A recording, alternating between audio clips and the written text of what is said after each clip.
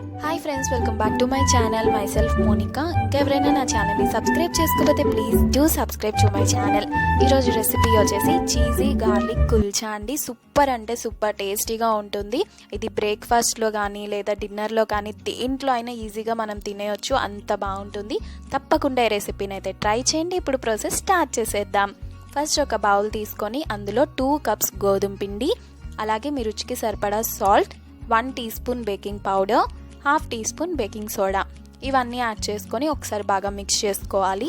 ఇప్పుడు ఇందులో 6 table spoons పెరుగు యాడ్ చేసుకొని మనం చపాతీకి ఎలా అయితే డౌ ప్రిపేర్ చేసుకుంటామో అదే విధంగా దీనికి కూడా ప్రిపేర్ చేసుకోవాలి సాఫ్ట్గా. ఇలా మిక్స్ చేసుకొని కొద్దిగా వాటర్ వేసుకుంటూ డౌ అనేది ప్రిపేర్ చేసుకోవాలి. దీంట్లో చాలా వెరైటీస్ ఆఫ్ కుల్చాస్ ఉంటాయండి. ఆనియన్ కుల్చా, ఆలూ కుల్చా, ఇలా డిఫరెంట్ వెరైటీస్ ఉంటాయి. అవి ఈసారి నేను చూపిస్తాను. తప్పకుండా మన ఛానల్లో ఆ వీడియోస్ అనేది నేను పోస్ట్ చేస్తాను. ఇప్పుడు 2 టేబుల్ స్పూన్స్ ఆయిల్ వేసుకొని ఇలాగా కలుపుకుంటూ ఉండాలి బాగా. చూడండి, మన డౌ అనేది ప్రిపేర్ అయిపోయింది కదా. ఇప్పుడు పైనుంచి కొద్దిగా ఆయిల్ వేసుకొని దీన్ని 1 అవర్ పాటు మనం పక్కన పెట్టుకోవాలి, రెస్ట్ ఇవ్వాలి 1 అవర్ పాటు. అప్పుడే మనం బేకింగ్ పౌడర్ వేసాం కదా, కొంచెం పొంగుతుంది, అప్పుడు సాఫ్ట్గా వస్తాయి మన కుల్చాయి కూడా. ఇప్పుడు ఒక బౌల్లో 1/2 కప్ చీజ్, అలాగే 1 టేబుల్ స్పూన్ గార్లిక్ సన్నగా కట్ చేసుకున్నది, 1 teaspoon red chilli flakes, 1 teaspoon chaat masala ఇవన్నీ యాడ్ చేసుకొని కలుపుకొని పక్కన పెట్టేసుకోవాలి. ఇప్పుడు మన డౌ చూద్దామండి. ఒకసారి మళ్ళీ ఇలా మసాజ్ చేసేసి ఒకసారి ఇలా మిక్స్ చేసేసుకొని చూడండి, ఎయిర్ గ్యాప్స్ కూడా వచ్చినాయి కదా. ఇప్పుడు ఈ కుల్చా మనం ప్రిపేర్ చేసుకున్నాక చాలా సాఫ్ట్గా లోపల కూడా పొంగుతుందండి బాగా. మనం చపాతీలాగా ఫస్ట్ ఒత్తుకొని కొద్దిగా చిన్నగా ఒత్తుకున్న తర్వాత ఇప్పుడు ఇందులో మనం ఇందాక ప్రిపేర్ చేసి పెట్టుకున్న చీజ్ మిక్స్ అనేది ఇలా బాల్ లాగా చేసుకొని ఇందులో పెట్టుకొని ఫోల్డ్ చేసుకోవాలి. జాగ్రత్తగా ఫోల్డ్ చేసుకోండి, బయటకు వస్తే చీజ్ అనేది మెల్ట్ అయిపోతుంది కాబట్టి జాగ్రత్తగా ఫోల్డ్ చేసుకోండి. ఇది మైదా పిండితో కూడా చేసుకోవచ్చండి, కానీ మైదా పిండి డైజెషన్కి అంత మంచిది కాదు కాబట్టి గోధుమ పిండితో కూడా బాగా చేసుకోవచ్చు. అందుకే ఈరోజు నేను ఈ రెసిపీని గోధుమ పిండితో చూపిస్తున్నాను. ఇప్పుడు చపాతీలాగా ఒత్తుకోవాలి. జాగ్రత్తగా ఒత్తుకోవాలండి, ఎందుకంటే స్టఫింగ్ అనేది మనకి బయటికి రాకూడదు.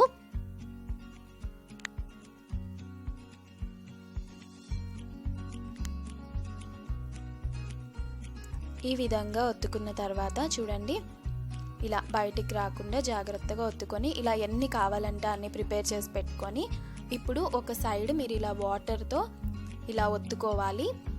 ఇప్పుడు స్టవ్ మీద పెనం పెట్టుకొని వేడైన తర్వాత మనం ఏ వైపు అయితే వాటర్ అప్లై చేసామో ఆ సైడ్ మనకి ఫస్ట్ పెనం మీద ఉండాలి. ఇలా బబుల్స్ వచ్చిన తర్వాత పైన బటర్ అప్లై చేసుకోవాలి. ఈ రెసిపీ బటర్తోనే బాగుంటుంది. తర్వాత ఇలా కట్ చేసి పెట్టుకున్న వెల్లుల్లి, సన్నగా తరిగిన వెల్లుల్లి యాడ్ చేసుకొని పైనుంచి కొద్దిగా కొత్తిమీర యాడ్ చేసుకోవాలి. యాడ్ చేసుకొని ఇప్పుడు ఇంకొక వైపు టర్న్ చేసుకుందాం.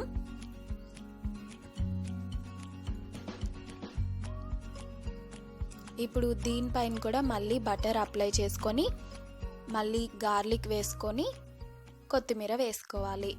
ఇలా ఎన్ని కావాలంటే అన్ని తినేయొచ్చండి. ఒక్కొక్కళ్ళు 2-3 అలా ఎన్ని కావాలంటే అన్ని తినేసి ఎంజాయ్ చేయండి.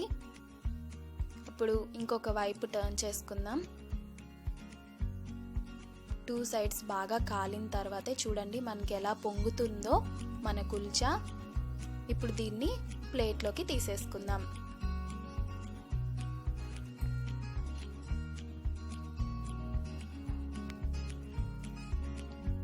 అంతేనండి, మన కుల్చా రెడీ అయిపోయింది. తప్పకుండా ఈ రెసిపీని ట్రై చేయండి. మీకు ఇంకా ఏమైనా డౌట్స్ ఉన్నా కూడా నాకు కామెంట్ సెక్షన్లో అయితే చెప్పండి.